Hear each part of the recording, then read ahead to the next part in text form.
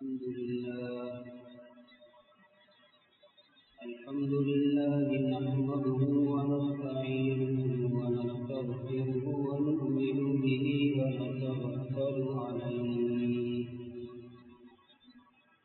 ونعوذ بالله من شرور أنفسنا ومن سيئات أعمالنا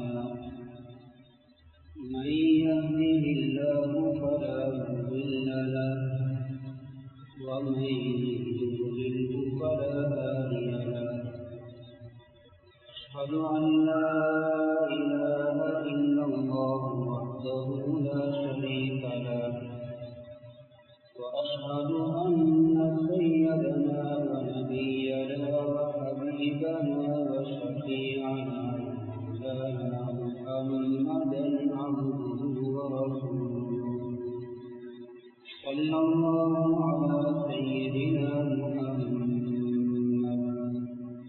وعلى آله وأصحابه وسلم تسليما كثيرا أما بعد فأعوذ بالله من الشيطان الرجيم بسم الله الرحمن الرحيم يا أيها الرسل كلوا من الطيبات واعملوا صالحا إني بما تعملون عليم وقال الله سبحانه وتعالى أيضا يا أيها الذين آمنوا كلوا من طيبات ما رزقناكم واشكروا لله إن كنتم إياه تعبدون صدق الله العظيم وقال النبي صلى الله عليه وسلم طلب كسب الحلال فريضة بعد الفريضة وكما قال رسول الله صلى الله عليه وسلم சர்வ புகழும் புகழ்ச்சியும் வல்லவன் அல்லாஹ் ஜல்ல சுப்ஹானஹு வ தஆலாவுக்கே உரித்தாகும். ஸலாத்தும் ஸலாமும் எங்கள் தலைவர் நம் சீருலக வழிகாட்டி எங்களுடைய உயிரினும் மேலான ஹஜ்ரத் முஹம்மது ரசூலுல்லாஹி ஸல்லல்லாஹு அலைஹி வஸல்லம் அன்னவர்கள் மீது அவர்களின் அஸ்ஹாபுகள் தாபிஈன்கள் தபூ தாபிஈன்கள் மேலும் முஸ்லிமான முஃமினான ஆண்கள் பெண்கள் அனைவர்கள் மீதும் உண்டாவதாக. அல்லாஹ் ஜல்ல சுப்ஹானஹு வ தஆலாவுடைய கட்டளைகளை கடமைகளை அவன் விரும்பக்கூடிய வடிவத்தில் அந்த ரப்புக்காக வேண்டி மட்டுமே எல்லா சந்தர்ப்பங்களிலும் எடுத்து நடக்குமாறும் அவன் விளக்கியவைகள் தடுத்தவைகள் நெருங்க வேண்டாம் என்று எச்சரித்தவைகள் அவனுக்கு விருப்பமில்லாதவைகள் ஒவ்வொன்றிலிருந்தும் முற்றுமுழுதாகவே தவிர்த்து கொள்ளுமாறும் முதலாவதாக எனக்கும் மற்றொரு உங்களுக்கும் தக்குவாவுடைய வசியத்தை ஞாபகமுடையவனாக இந்த குதுபாவை ஆரம்பிக்கிறேன். கண்ணியத்துக்குரியவர்களே, மதிப்புக்குரியவர்களே, அல்லாஹ்வின் நல்லடியார்களே, பெரியோர்களே, சகோதரர்களே, ஒரு மனிதன் இந்த உலகத்திலே வாழும் பொழுது அவர் செய்ய வேண்டிய கடமைகளில் தனக்காகவும் தன்னுடைய பொறுப்பின் கீழுள்ள மனைவி பிள்ளைகளுக்காக வேண்டியும் செய்ய வேண்டிய மிக முக்கியமான கடமைகளில் ஒன்று அவர் சம்பாதிக்கக்கூடிய தன்னுடைய சம்பாத்தியத்தை ஹலாலாக ஆக்கிக்கொள்வார். வருமானத்தை ஹலாலான வருமானமாக மாத்திரமாக்கிக் கொள்வது ஹராத்தில் இருந்து முழுமையாக தவிர்த்து கொள்வது. ஹலாலாக சம்பாதிப்பதும் ஹராத்தை விட்டும் பாதுகாத்துக் கொள்வதும் ஒரு மனிதன் தனக்கும் தன்னுடைய பொறுப்பின் கீழுள்ள மனைவி பிள்ளைகளுக்கும் செய்ய வேண்டிய மிக முக்கியமான கடமைகளில் ஒன்று.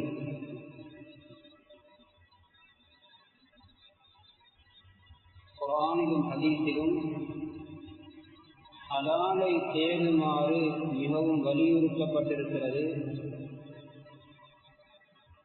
ஹராம் சம்பாதிக்கக்கூடியவர்களுக்கு மிக பயங்கரமான எச்சரிக்கைகளும் செய்யப்பட்டிருக்கிறது.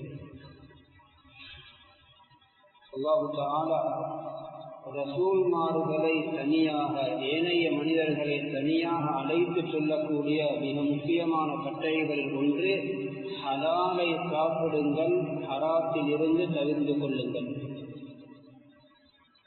ரசூல்மார்களை அழைத்து சொல்லுகிறார், யா அய்யுஹர் ருசுல், என்னுடைய ரசூல்மார்களே, குலூ மினத் தய்யிபாத் வ அமலு ஸாலிஹாத், நீங்கள் பரிசுத்தமானவைகளில் இருந்து சாப்பிடுங்கள், ஹலாலானவைகளில் இருந்து சாப்பிடுங்கள், நல்ல காரியங்களில் ஈடுபடுங்கள். ஏன் ஒரு மனிதனுடைய நற்காரியங்கள் ஏற்றுக்கொள்ளப்படுவதற்கு அவருடைய வருமானம் ஹலாலாக இருக்க வேண்டும் என்பது நிபந்தனை. ஹஜ் ஏற்றுக்கொள்ளப்படுவதற்கு, ஜகாத் ஏற்றுக்கொள்ளப்படுவதற்கு, ஏனைய நற்காரியங்களுக்கு முழுமையான சவாபு கிடைப்பதற்கு வருமானமும் ஹலாலாக இருக்க வேண்டும்.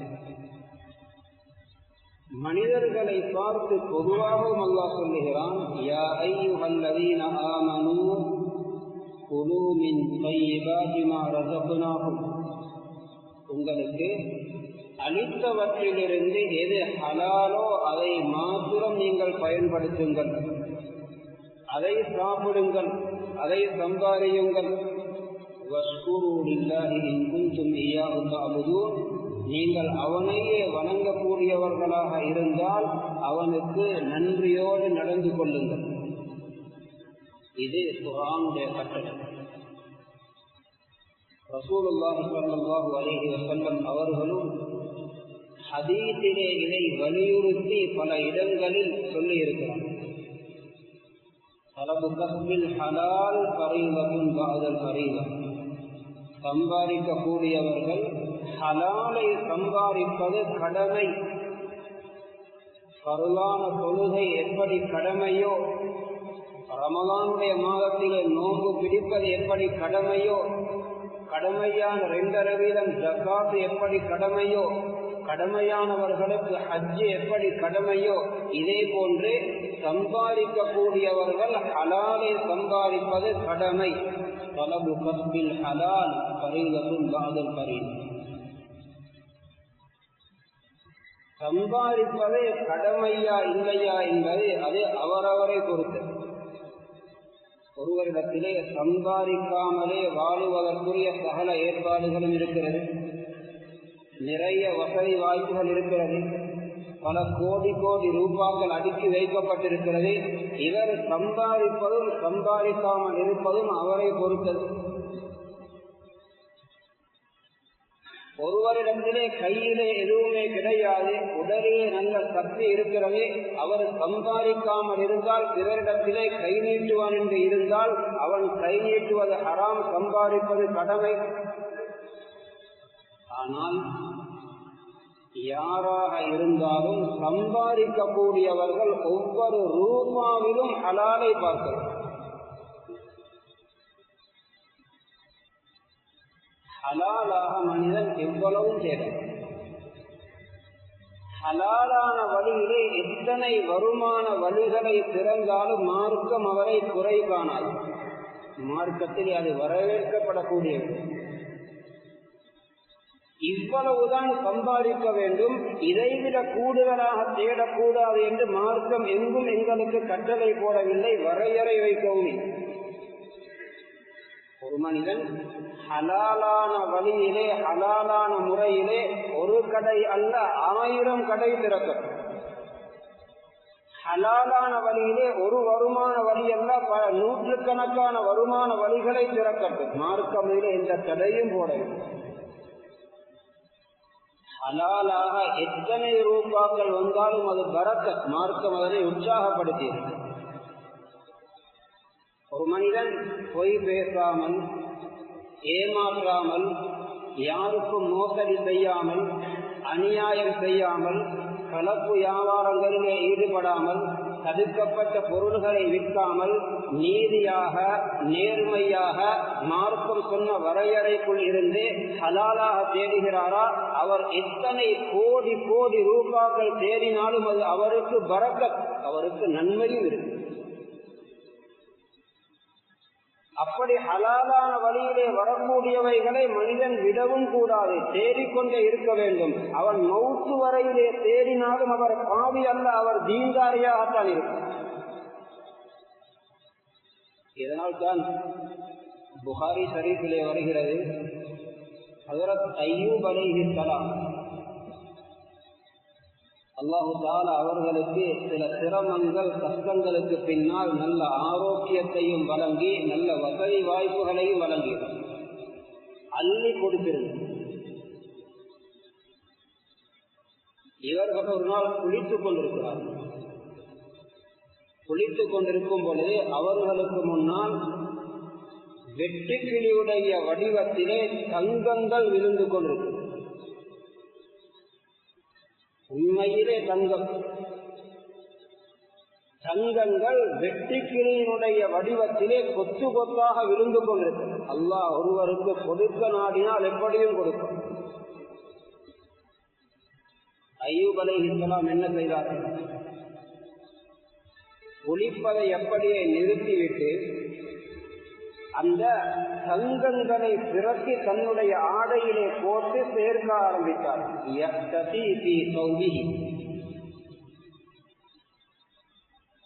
நாம் எப்படி யோசிக்கலாம், ஒரு நபி துனியாவை கண்டவுடன் இப்படி போகக்கூடாது, இப்படி அல்லக்கூடாது என்று யோசிக்கலாம். அல்லாஹு தஆலாவும் நபி அய்யூப் அலைஹிஸ்ஸலாம் அவர்களை பார்த்து கேட்டான், அலம் அகுன் அஸ்னைதுக அம்மா தரா. அய்யூப் அலைஹிஸ்ஸலாம், இவைகளை விட்டு உங்களை நான் போதுமானவராக தேவையற்றவராக ஆக்கவில்லையா? உங்களுக்கு நிறைய நான் அள்ளி தந்திருக்கிறேன் தானே.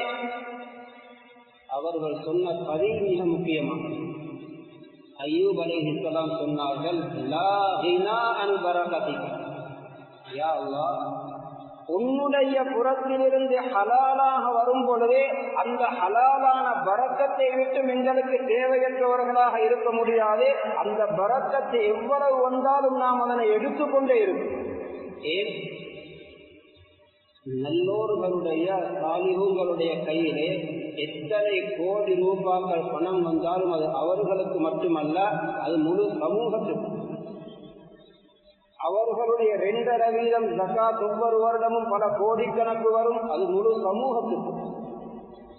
அவர்களுடைய சதகாக்கள் ஏழைகளுக்கு, எளியவர்களுக்கு, விதவைகளுக்கு, அனாதைகளுக்கு, கஷ்டவாளிகளுக்கு, தொழிலில்லாதவர்களுக்கு என்று சமூகத்திலே உள்ள பலருக்கும் செலவழிக்கும். மஸ்ஜிதுகள், மதரசாக்கள், ஏழை எத்தனையோ பல நலவுகள் அவர்களுடைய பணங்களின் மூலம் நடந்து கொண்டிருக்கிறது. அவர்கள் அந்த பணங்களின் மூலம் பாவத்தை சம்பாதிக்கவில்லை, எத்தனையோ பல நலவுகளை சம்பாதிக்கிறார்கள். எத்தனையோ அனாதைகளுடைய கண்களை துடைக்கிறார்கள், எத்தனையோ விதவைகளுக்கு வாழ்வளிக்கிறார்கள், எத்தனையோ ஏழைகளின் உள்ளங்களை சந்தோஷப்படுத்துகிறார்கள், எத்தனையோ பெரும் பெரும் மார்க்க அறிஞர்கள், எத்தனையோ சமூகத்துக்கு தேவையான எத்தனையோ பல பிரயோசனமான மனிதர்கள் அவர்களுடைய பணத்தின் பின்னணியிலே உருவாகிறார்கள். வீடில்லாத எத்தனையோ பேருக்கு வீடு கட்டி கொடுக்கப்படுகிறது. இன்று மஸ்ஜிதுகளிலே பைத்துல் ஜகாத், பைத்துல் மால் என்று நிரம்பி வடிந்து அதன் மூலம் சேவைகள் செய்யப்படுவதாக இருந்தால் இப்படிப்பட்ட நல்லோர்கள் தனவந்தர்களுடைய பணம். எனவே ஹலாலான வழியிலே நல்லோர்களுடைய கையிலே எத்தனை பணம் வந்தாலும் அது பரக்கத், அதை மனிதன் விடக்கூடாது. இதனால் தான் ஹதீஸிலே வருகிறது, ஒரு மனிதன் 3 நோக்கத்துடன் பணம் சம்பாதிக்கிறார். எவ்வளவும் தேடலாம், நியத்து 3 நியத்து. இவருக்குரிய சிறப்பு என்ன? முதலாவது நோக்கம் தஅஃபுபன் அனிஸ்ஸுஆல், நான் யாரிடத்திலும் கை நீட்டக்கூடாது, ஹலாலாக என்னுடைய தேவையை நிறைவேற்றிக் கொள்ள வேண்டும். இரண்டாவது நோக்கம் சஹியன் அலல் இயால், நான் என்னுடைய மனைவி பிள்ளைகளை அவர்களின் தேவையை வாழும் பொழுதும் மௌத்துக்கு பின்னாலும் அவர்கள் யாரிடத்திலும் கை நீட்டக்கூடாது. அவர்களின் தேவையை கண்ணியமாக நிறைவேற்றி வைக்க வேண்டும். பிறரிடத்திலே கை நீட்டக்கூடிய நிலையிலே அவர்களை விட்டுவிட்டு போகக்கூடாது, வாழ வைக்கக்கூடாது. மூன்றாவது நோக்கம், என்னுடைய தேவை போக, என்னுடைய மனைவி பிள்ளைகள் பொறுப்பின் கீழுள்ளவர்களின் தேவை போக, மேலதிகமானதை இருந்து நல்ல வழிகளிலே நிறைய செலவழிக்கப்பட வேண்டும். முன்னால் சொல்லப்பட்டவை. இந்த மூன்று நோக்கத்துடன் பணம் சம்பாதித்தார். இவர் துனியாதாரி அல்ல, ஆகிராவிலே அந்தஸ்துக்குரியவன்.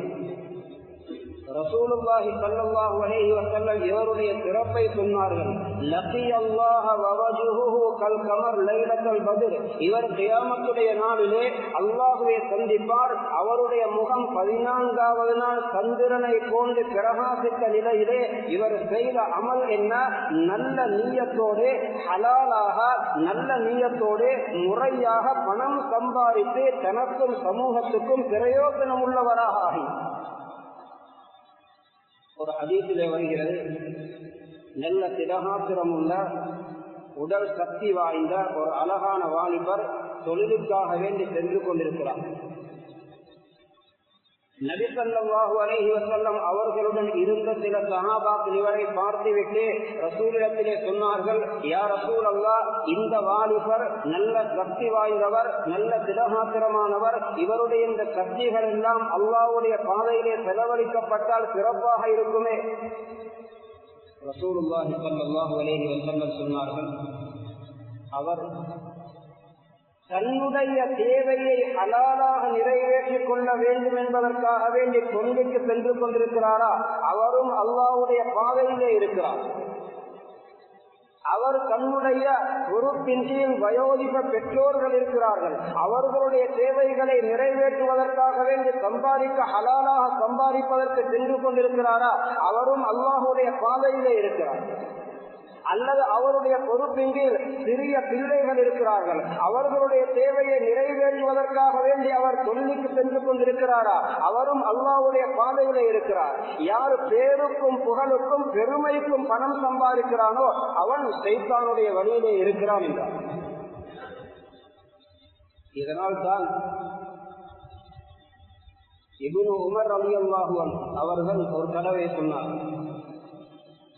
நான் அல்லாஹ்வுடைய தீனுக்காக வேண்டி தியாகம் செய்யக்கூடிய, அவனுடைய பாதையிலே இருக்கும் பொழுது மரணிக்கக்கூடிய அந்த சிறந்த மௌத்துக்கு பின்னால் ஆசை வைக்கக்கூடிய மௌத் என்னவென்றால்,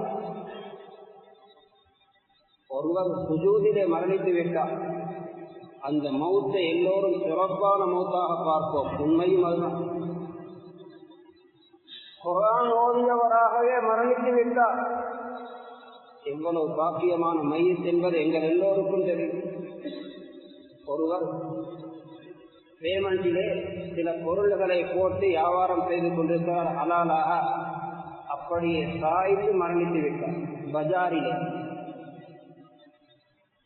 கடையிலே ஹலாலான தொழிலை செய்து கொண்டிருக்கிறார், கெஸ்டியரிலே அமர்ந்தவராக அப்படியே மரணித்து விட்டார். ஓடி கொண்டிருக்கிறார், வாகனத்திலே விபத்துக்கு உள்ளாகி அல்லது ஏதோ ஒரு நோக்கத்திலே ஏற்பட்டு மரணித்து விட்டார் நடு ரோட்டிலே. இந்த மௌத்தை பற்றி என்ன சொல்லுகிறீர்கள்? அவர் முன்னால் சொல்லப்பட்ட நோக்கத்தோடு ஹலாலாக சம்பாதிக்கிறார், தனக்கும் குடும்பத்துக்கும். அவர் கூலி வேலை செய்து கொண்டிருக்கிறார், அல்லது சிறிய பெரிய ஏதோ ஒரு தொழிலே ஈடுபடுகிறார். முன்னால் சொல்லப்பட்ட அந்த நோக்கங்களோடு சம்பாதித்துக் கொண்டிருக்கிறார். இப்னு உமர் ரலியல்லாஹு அன்ஹு சொல்லுகிறார்கள், நான் அல்லாஹ்வுடைய தீனுக்கு, அது ஹயாத்தாக்கப்படுவதற்கு செய்யப்படக்கூடிய அப்படிப்பட்ட தீனுடைய உழைப்பிலே இருக்கும் பொழுது, அல்லாஹ்வுடைய பாதையிலே இருக்கும் பொழுது, மரணிக்கக்கூடிய அந்த மௌத்துக்கு பின்னால் விரும்பக்கூடிய மௌத்திலொன்று நான் ஹலாலாக தொழில் செய்து கொண்டிருக்கிறேன். மக்களுக்கு பொருள்களை விற்பனை செய்வதற்காக வேண்டிய அந்த பொருள்களை வாகனத்தில் எடுத்துக்கொண்டு வந்து கொண்டிருக்கிறேன். அந்த நிலையில எனக்கு மௌத் வருகிறது. இந்த மௌத் நான் விரும்பக்கூடிய மௌத் என்றார். ஏன்? பொய் பேசாமல், ஏமாற்றாமல், வட்டியோடு தொடர்பாகாமல், களவு செய்யாமல், கஷ்டப்பட்டு பயந்து அளவு நிறுவையிலே மோசடி செய்யாமல் ஒருவர் முறையாக சம்பாதிக்கிறார் என்றால் இவர் துனியாதாரி அல்ல, அல்லாஹ்வை பயந்த மனிதர், ஆகிராவுடைய சிந்தனை உள்ள மனிதர். அந்த மறுமையின் சிந்தனை தான், அந்த ஆகிராவின் சிந்தனை தான், அந்த அல்லாஹ்வுடைய பயம்தான் அவரை பொய் பேசுவதை விட்டும் தடுக்கிறது. பொய் நடந்து விட்டதா, ஏமாற்றம் செய்து விட்டாரா, ஏதோ முன்பின் ஆகிவிட்டாரா, தௌபாவின் பக்கம் விரைகிறார். அதை பற்றி அவர் யோசிக்கிறார், கவலைப்படுகிறார். இந்த தவறுக்கு மாற்று வழி பரிகாரம் என்ன என்பதை கேட்கிறார். அல்லாஹ்வுடைய பயம் இருப்பதனால் தான். எனவேதான் இப்படிப்பட்ட நம்பிக்கையான நேர்மையான சம்பாதிக்கக்கூடியவர்கள் நாளை கியாமத்திலே நபிமார்களோடு எழுப்பப்படுவார்கள் என்றும் சொல்லப்பட்டிருக்கு. ஹசன் பிஸ்ரி ரஹிமஹுல்லாஹ் சொன்னார்கள், ஒரு தடவை எனக்கு கேள்விப்படுகிறது, ஒரு இடத்துக்கு போனால் அங்கே ஹலாலாக 2 திர்ஹங்களை சம்பாதிக்கலாம் என்ற ஒரு செய்தி கிடைக்கிறது. சொன்னார்கள், நான் அதை விட மாட்டேன். இந்த இடத்துக்கு போனால் எனக்கு ஒரு தொழில் அல்லது ஒரு வாய்ப்பு இருக்கிறது, ஹலாலாக 2 திர்ஹத்தை அடையலாம், ஹலாலாக சில காசை பெற்றுக் கொள்ளலாம். சொன்னார்கள், நான் அதை அடைவதற்காக வேண்டி நேரம் எடுத்து பிரயாணம் செய்வேன். அந்த ஹலாலான வருமானத்தை, ஹலாலான பணத்தை விடமாட்டேன், அதை எடுத்துக்கொள்வேன். அதை எடுத்து அதன் மூலம் மாவு வாங்குவேன், அதன் மூலம் ரொட்டி சமைத்து நானும் சாப்பிட்டு விட்டு என்னுடைய குடும்பத்துக்கும் பிள்ளைகளுக்கும் சாப்பிட கொடுத்து விட்டு, யாராவது நோயாளிகள் இருந்தால் அவர்களுக்கும் விசேஷமாக சாப்பிட கொடுப்பேன். காரணம், ஹலாலான சுத்தமான வருமானத்திலே வாங்கப்பட்ட பொருளே உணவிலே நோயாளிக்கு நோய் நிவாரணம் இருக்கு. அவ்வளவு பரப்பு. ஏன் மனிதன் அல்லாஹ்வுக்காக வேண்டித்தான் ஹலாலை தேடுகிறான். அந்த பயம் இல்லை என்றால் அவன் எப்படியும் சம்பாதிப்பான். ஆனால் இப்பொழுது இந்த பரக்கத்து நிறைந்த ஹலாலிலே ஹராம் கலந்து விடுமோ, ஹலாலான இந்த வருமானத்திலே பொய்யும் ஏமாற்றமும் மோசடியும் பிறருக்கு போக வேண்டிய ஹக்குகளும் வட்டியும் நஜீசும் கலந்து விடுமோ, இந்த முழு பரக்கத்தையும் இல்லாமலாக்கிவிடும். பாலிலே நஞ்சு விடுவதை போல, பாலிலே விஷம் கலப்பதை போல அந்த நோய் நிவாரணி என்ற பரக்கத்து இல்லாமலாகும். ஹராமான வருமானமாகிவிடும் பொழுது அதன் மூலம் நாம் பிள்ளைகளுக்கு சாப்பிட கொடுக்கிறோமா, அதன் மூலம் மனைவிக்கு சாப்பிட கொடுக்கிறோமா, அதனை வாழ்க்கையிலே அனுபவிக்கிறோமா, அதன் மூலம் வீடு கட்டினோமா, அதன் மூலம் வாகனம் வாங்கினோமா, அந்த வாங்கப்பட்ட கலனியும் பூமியும் வாகனமும் உணவு பொருள்களும் உடையும் வீடு வாசல்களும் அது ஹராமான வருமானத்திலே வாங்கப்பட்டதா, ஹலாலுக்கு சொல்லப்பட்ட முழு பரக்கத்துகளும் இல்லாமலாகி முழு தரித்திரியமும் நஜீசும் அசுத்தமும் அழுக்கும் கலந்து விட்டதினால் அது மனிதனுடைய உடலையும் பாதிக்கும், மனிதனுடைய சிந்தனையையும் பாதிக்கும், மனிதனுடைய உள்ளத்தையும் பாதிக்கும். குழந்தைகளுக்கு தேவையான விளக்க சக்திகளை இல்லாமலாக்கும், மனன சக்திகளை இல்லாமலாக்கும், அவர்களிலே உள்ள நல்ல சிந்தனைகளை இல்லாமலாக்கும். எவனுடைய வாழ்க்கை கூடுதலாக ஹராத்திலே புலங்குகிறதோ, ஹராமான வருமானத்திலே சாப்பிடப்படுகிறதோ, அந்த உள்ளங்களிலே கெட்ட பாவ சிந்தனைகள் அதிகமாகும். உலமாக்கள் எழுதுகிறார்கள், இந்த வீட்டுக்குள்ளே ஹராம் கூடுதலாக நுழைகிறதோ, பரக்கத்து தௌபா இல்லாமல் ஹராமான வருமானங்கள் இந்த வீட்டுக்குள் சென்று கொண்டே இருக்கிறதோ, அந்த வீட்டுக்குள்ளே உள்ள நனவுகள் இல்லாமலாகி, வெட்கம் போன்ற அந்த விடயங்கள் இல்லாமலாகி அந்த வீட்டுக்குள்ளே பெரும் பாவங்களும் நடக்கும். ஹராம் பயங்கரமான. இதனால் தான் நல்லோர்கள் சாலிஹுங்கள் ஹராம் ஹலால் விடயத்திலே மிக பேணுதலாக இருந்தார்.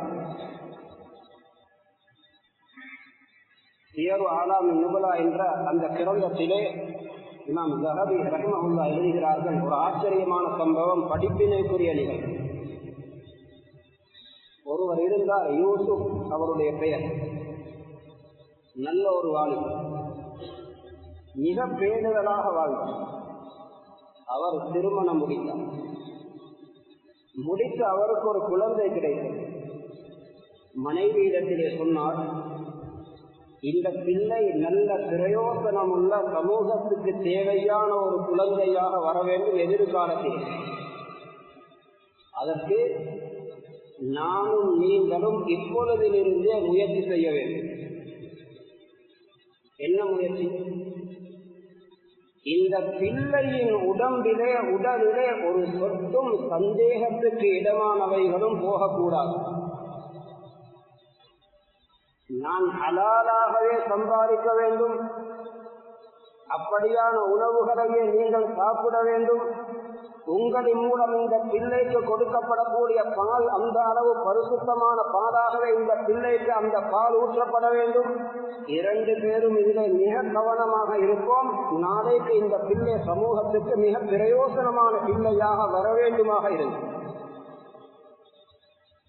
அப்படியே இருவரும் முயற்சி செய்தார்கள், ஒருவருக்கொருவர் உதவியாக இருந்தார்கள். ஒரு நாள் குழந்தை தூங்கிவிட்டது. பெற்றோர்கள் அவசரமாக ஒரு பயணம் போக வேண்டும். பக்கத்திலே உள்ள அடிமையிடம் சொல்லிவிட்டு சென்றார்கள், குழந்தை எழுந்தால் கொஞ்சம் பார்த்து கொள்ளுங்கள், நாங்கள் அவசரமாக வந்து வருகிறோம் என்று தாயும் தந்தையும் சென்று விட்டார்கள். இடையில குழந்தை எழுந்து அழ ஆரம்பித்தது. அந்த அடிமை பெண் எத்தனையோ பல முறைகளை கையாண்டு அழுகையை நிறுத்த போனால் அது அழுவதை நிறுத்தவில்லை. கடைசியாக குழந்தை பசியில் தான் அழுகிறது என்று சொல்லி தன்னிடத்திலிருந்து அந்த குழந்தைக்கு பால் ஊட்டினால் குழந்தை சந்தோஷமாக விளையாடி கொண்டிருந்தது. பெற்றோர்கள் திரும்பி வருகிறார்கள், பிள்ளை விளையாடி கொண்டிருக்கிறது. அடிமை பெண் நடந்த நிகழ்வை சொன்னால் அந்த தந்தை தலையிலே கை வைத்து, என்னுடைய முழு சித்தத்தையும் மண்ணாக்கிவிட்டு உன்னுடைய எஜமானின் அனுமதி இல்லாமல் எப்படி என்னுடைய குழந்தைக்கு பால் ஊட்டினாய்? அனுமதி வேண்டப்படாத பால் வயிற்றுக்குள்ளே சென்று விட்டதே என்றார். பசுவா எல்லோருக்கும் வரும். சரி, அனுமதி கேட்டுக்கொண்டால் சரி. இன்ன பணத்தை இன்னாரிடம் கொண்டு போய் கொடுத்து விடுங்கள் என்று அமானிதமாக வழங்கப்பட்ட பணத்தை இவர் வீட்டுக்கு தேவையான முழு பொருட்களையும் வாங்கி அதனை கொடுத்துவிட்டு அதற்கு பின்னால் அவர்கள் அதனை சாப்பிட்டு முடிந்ததன் பின்னால் வேறொரு பணத்தை கொண்டு போய் அவரிடம் கொடுத்துவிட்டு, மன்னித்துக் கொள்ளுங்கள், நான் அந்த பணத்தை பாவித்து விட்டேன் என்கிறார். ஹலாலாகிவிடும். அமானிதமாக வழங்கப்பட்ட பணத்தை அனுமதி இல்லாமல் பாவிப்பதற்கு முன்னால் தானே அனுமதி எடுத்திருக்க வேண்டும் என்பதுதான் மார்க்கம்.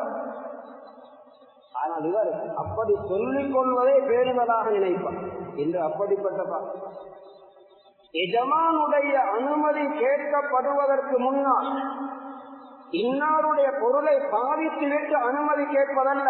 பாவிப்பதற்கு முன்னால் அனுமதி கேட்க வேண்டும். பாவிப்பதற்கு முன்னால் அனுமதி கேட்க வேண்டுமே தவிர பாவித்துவிட்டு அனுமதி கேட்டுக்கொள்வோம், கேட்டுக்கொள்ள கிடைக்கவில்லை என்றால் சொன்னார், எஜமானிடம் அனுமதி கேட்கப்படாத பால் சென்று விட்டது. ஏதோ ஒரு முறையை கையாண்டு அந்த குழந்தைக்கு வாங்கி எடுக்க வைத்தார் என்று சொல்லுவார்கள். இப்படியெல்லாம் செய்தால் வாழலாமா?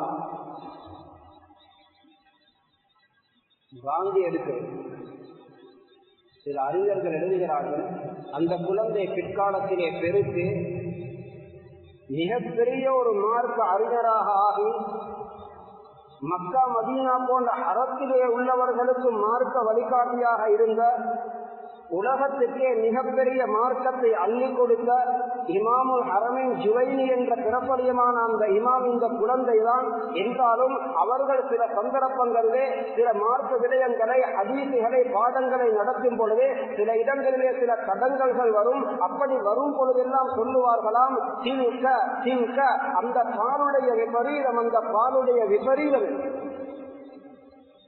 வருமானத்திலே ஹராம் கலந்த நிலையிலே அதை பிள்ளைகளுக்கும் மனைவிக்கும் தனக்கும் சாப்பிட கொடுப்பதிலே அனுபவிக்க கொடுப்பதை சாதாரணமாக நினைக்க வேண்டாம். அது பிள்ளைகளிலே உள்ள கல்வி ஞானத்தையும் இல்லாமலாக்கி விடுகிறது, அறிவு திறமையையும் இல்லாமலாக்கி விடுகிறது, மனன சக்தியையும் இல்லாமலாக்கி விடுகிறது. அவர்களுக்குள்ளே உள்ள இயற்பிலே உள்ள சில நல்ல ஆசைகளை, நல்ல சிந்தனைகளை இல்லாமலாக்கி விடுகிறது, வெட்கத்தை இல்லாமலாக்கி விடுகிறது, பாவ உணர்வுகளை ஏற்படுத்துகிறது. இதனால் தான் அல்லாஹு தஆலா வலியுறுத்தி சொல்லுகிறான், ஹலாலை மாத்திரம் சாப்பிடுங்கள், ஹலாலில் இருந்து தவிர்ந்து கொள்ளுங்கள்.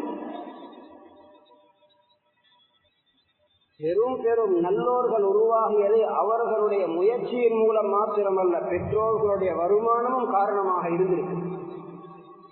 இமாம் புகாரி ரஹிமஹுல்லா இன்னொருக்கும் தெரியும், மிகப்பெரிய இமாம். அவர்களுடைய முயற்சி மட்டுமல்ல, அந்த தந்தையினுடைய ஹலாலான வருமானமும் காரணம்தான். அதனால் தான் ஒரு தடவை இமாம் புகாரியுடைய தந்தை சொன்னார்கள், இஸ்மாயில் ரஹிமஹுல்லா அவர்கள் அவர்களுடைய முழு சொத்துகளையும் காட்டி, என்னுடைய இந்த தீனார்களிலே, என்னுடைய இந்த திருகங்களிலே, என்னுடைய இந்த பணங்களிலே ஒரு ரூபா கூட, ஒரு திருகம் கூட சந்தேகத்துக்கு இடமானதும் கிடையாது. என்னுடைய ஒவ்வொரு பணத்துக்கும் ஹலால் ஃபீல் வழங்கலாம். அவ்வளவு பரிசுத்தமாகத்தான் இந்த முழு ஒவ்வொரு திருகத்தையும் நான் எடுத்திருக்கிறேன்.